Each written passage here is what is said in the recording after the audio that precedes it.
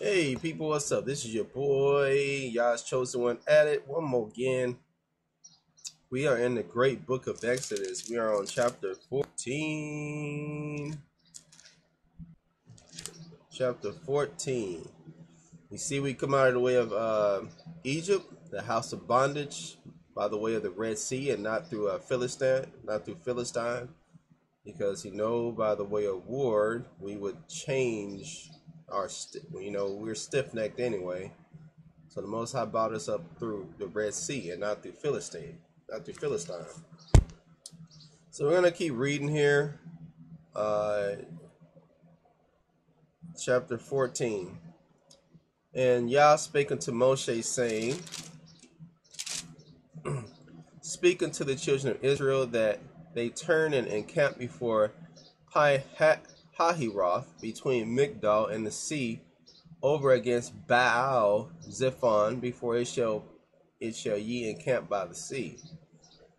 Why are we over here by Baal Zephon? For Pharaoh will say of the children of Israel, they are entangled in the land, the wilderness has shut them in. So the Most High knew what Pharaoh's intentions were. Obviously, Pharaoh's going to feel a little embarrassed, what these slaves did to him. And obviously, he's going to be seeking revenge. And I will harden Pharaoh's heart, that he shall follow after them, and I will be honored upon Pharaoh and upon all his hosts, that the Egyptians may know that I am Yah. And they did so. So the Egyptians don't know Yah. It wasn't written in their annals that who Yah was, because as we have found out, Yah never introduced himself as Yah to the previous patriarchs. Never introduced himself as Yah to the previous patriarchs. He only introduced himself as Yah to Moses. And it was told the king of Egypt that the people fled, and the heart of Pharaoh and his servants was turned against the people. And they said, why have we done this, that we have let Israel go from serving us? Like, we're Egypt. They should be serving us. And he made ready his chariot and took his people with him. And he took 600 chosen chariots and all the chariots of Egypt, the captains of every one of them. And Yah hardened the heart of Pharaoh, king of Egypt. And he pursued after the children of Israel. And the children of Israel went out with an high hand. So they was happy. They was high. They plundered the Egyptians. They were happy. And obviously Pharaoh ain't going to take it, man. We're the Egyptians. We are the ones that people look up to. And there's no way we're going to let these slaves, mess with us like this. But the Egyptians pursued after them, all the horses and chariots of Pharaoh and his horsemen and his army, and overtook them encamping by the sea beside Hahiroth, before Baal Zephon. We'll read this in Jasher 81:24. And when Pharaoh drew nigh, the children of Israel lifted up their eyes, and behold, the Egyptians marched after them. And they were sore afraid. And the children of Israel lifted up their eyes, and behold, the Egyptians marched after them. And they were sore afraid. And the children of Israel cried out unto Yah. Well, you gotta think about it, man. You've been enslaved for 400 years. Beaten, and you done went through it all, man. Times have changed, times are good. You got Yah on your side. You see him in a pillar of a cloud and a pillar of fire. But their mental mind state was like, oh, come on, So they turned to Yah. It's a good thing they turned to him, though. And they said unto Moshe, because there were no graves in Egypt, hast thou taken us away to die in the wilderness? Wherefore hast thou dealt thus with us, to carry us forth out of Egypt? All right. So it's typical as a flesh, as humanly as possible, man. We have Yah right in front of it, in plain sight. They got him in plain sight, but they're still afraid. And it's like, man, we should have just, you take us up out of Egypt. We could have just died in Egypt. Why are we going to die here in the wilderness? Is not this the word that we did tell thee in Egypt, saying, let us alone, that we may serve the Egyptians? So they just wanted to continue to be slaves. But I guess you can be a slave and still be alive, and try to be free and be dead. For it had been better for us to serve the Egyptians that we should die in the wilderness. That's still in Joshua 81, verse 28, I believe. And Moshe said to the people, fear ye not, stand still and see the salvation of Yah, which he will show to you today. For the Egyptians whom you have seen today, ye shall see them again no more forever. Kill all them bastard Hamites. Slaughter all of them. They want to treat us like that, man. Raping our women, beating us to death. Slaughter all they tell, man. They wicked. Yah shall fight for you, and you shall hold your peace. And Yah said unto Moshe, wherefore criest thou unto me? Speak unto the children of Israel, that they go forward. Joshua 81, 35-36. But lift up thy rod. There's that rod again, the rod of Yah. The Yah has been here since the beginning of creation. But lift up thy rod and stretch out thy hand over the sea and divide it. And the children of Israel shall go on dry ground through the midst of the sea. I still yet to see this movie, Noah. I really do need to go see it.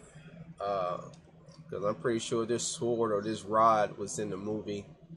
And see how it's depicted in the movie. But this rod has been some stick that Moses just found, like, you know, like they depicted in movies. This sword, that people know about this sword, this rod, they already know about it. And I, behold, I will harden the hearts of the Egyptians, and they shall follow them. And I will get me honor upon Pharaoh and upon all his hosts, upon his chariots and upon his horsemen. And the Egyptians shall know that I am Yah, when I have gotten me honor upon Pharaoh, upon his chariots, and upon his horsemen. Now you see somebody in power, then people start to give you homage. You know, you got them right here in a pillar of cloud and a pillar of fire, but you're really not paying them homage because you still can't believe in him that he can deliver you. But once you see that he's defeated the authority, then, you know, you pay him homage. And the Malach of the Almighty, which went before the camp of Israel, removed and went behind them. And the pillar of the cloud went from before their faces and stood behind them. See this pillar of this cloud? These are Malachs, man. These are IFOs, man. These are the vehicles that they travel in. And some of these elitists know. You look at some of these pictures of Michelangelo and Leonardo da Vinci, and they got pictures of these little flying saucers in the air. They know what time it is, man. And it came to